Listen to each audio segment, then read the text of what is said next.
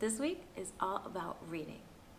Last week we started with our alphabet, and now we're going to put that alphabet to use and start reading.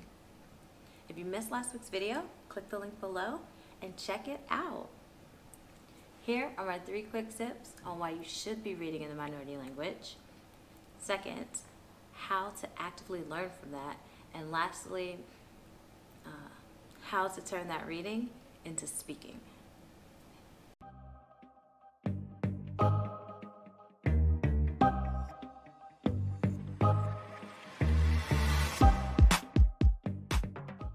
I could give you a list of studies and statistics to support everything I say in all of my videos, but I don't want to do that.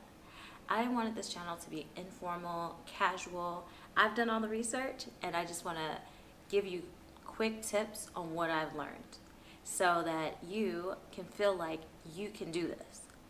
I want everyday moms and dads like myself to feel like they can do this. It seems like a unreachable goal, but it's not, and it's not as hard as it seems.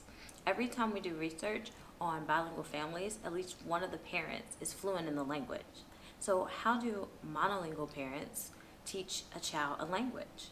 There's not many successful stories on that. So I wanted to make this one for you. Tip 1, read, read, read. This is a simple but effective method. Everyone's always searching for the how to get fluent fast solution, and honestly, there's not one. But if I had to pick one essential part of language learning, I would hands down choose reading. So the reason I say simple is because we're going to start with baby books and then move up to children's books. So a baby book has 1 word per page. You can handle that. A toddler book has 1 or 2 sentences per page, and then a child's book where it's a very simple story. So get you some baby books. Look at this one right here. The title of the story is Good Morning, and the mom literally calls the child's name and says, "Good morning, it's morning." And this is what a Japanese mother would say to a child, so that's great exposure for you. Ohayo, shimajiro, ohayo, asa desu yo. And then the child responds, Ohayo. It's an interactive, fun book, and it reinforces the words good morning.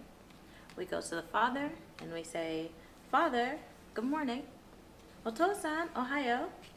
And the father says, Ohayo. So every morning we can read the story and we can use these words when we see each other around the house in the morning. You should be reading out loud daily because it builds vocabulary, it builds confidence speaking the language, and it gives you exposure to real conversations as opposed to like a textbook, which is formal. It's very formal for children. And TV, which is too casual, or sometimes imaginative, like Japanese anime. No one walks around talking like a ninja, so you need to find some relatable material to use, and that's where a book comes in. In the beginning, you're really going to feel that lack of vocabulary when you try to speak. And you might not have time to drill vocabulary words with flashcards anymore, but you do have time to download a dictionary app on your phone. Yes, if you're learning Japanese like me, I recommend Jisho. So what you'll do is, when you reach a word in the book that you don't know, you just look it up. So in this one, Oto-san was a word. You might not know what that means yet. Just plug it in the Jisho and you'll see it means father.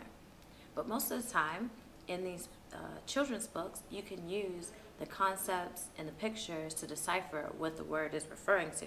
So that's why we want to start with our little baby books, where there's only a picture of a lion on the page, and then the word for lion.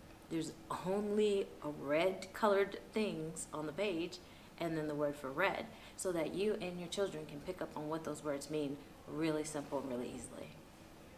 So this is what I actually do.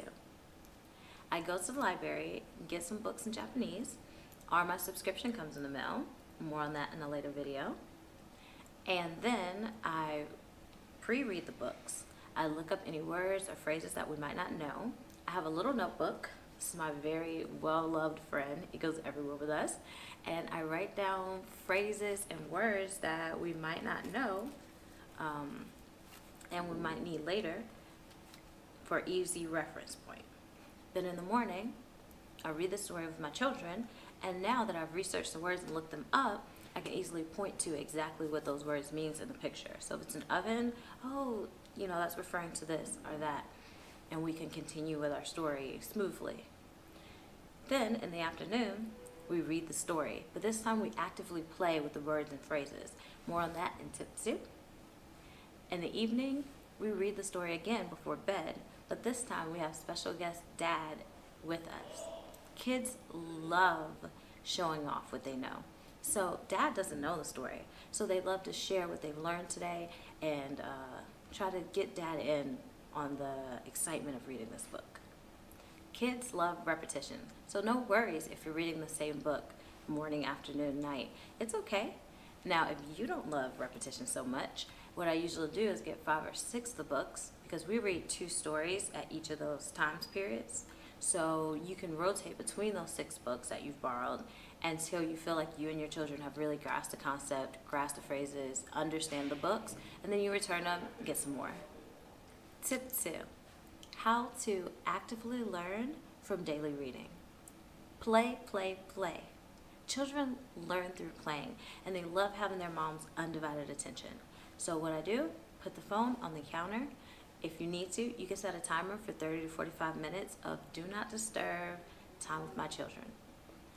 Then we're going to take what we learned in these books and we're going to put it into action.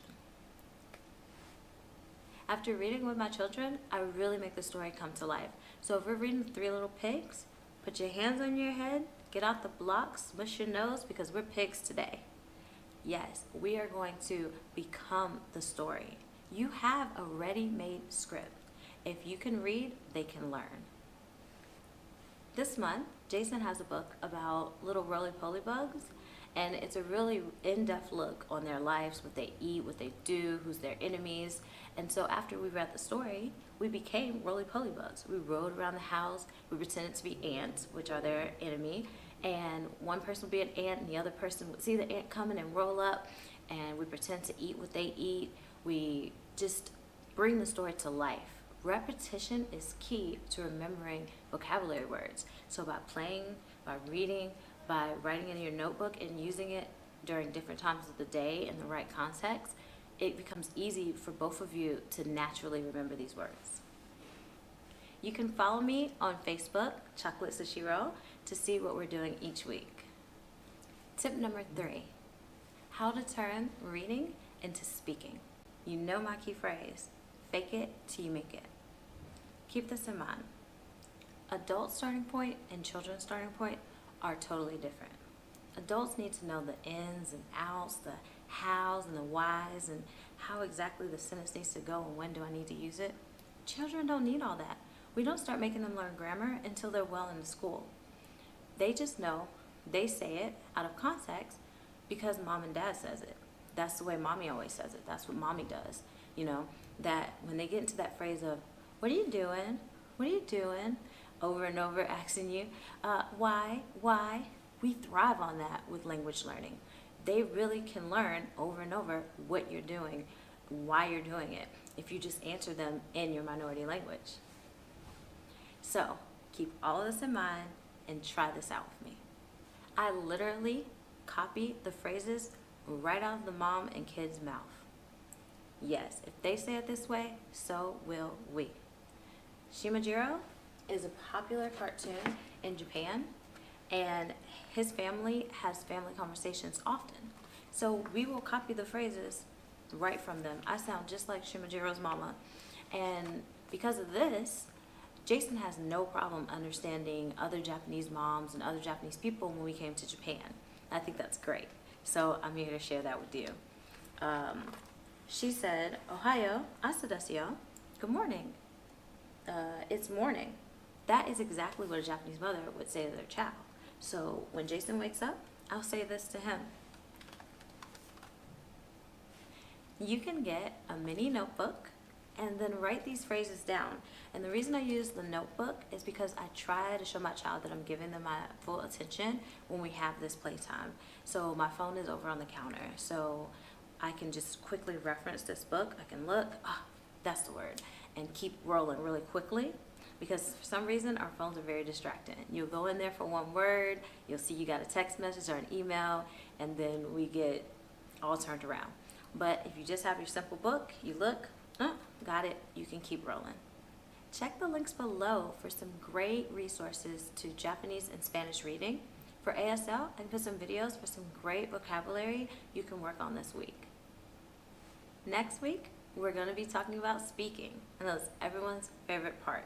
So we're going to build up on our phrase learning, and we're going to learn how to speak in different situations with our children. So don't forget, show your support by hitting the subscribe button. And I'll see you next week. Jane!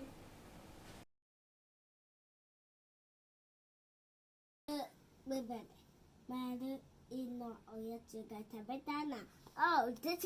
父さんの番。お父さん頑張って。Okay. No, and I your turn. And you made that. Let me try this one. Hold on, wait. Sankaku no oyatsu ga. のおやつを食べたいな。近くのおや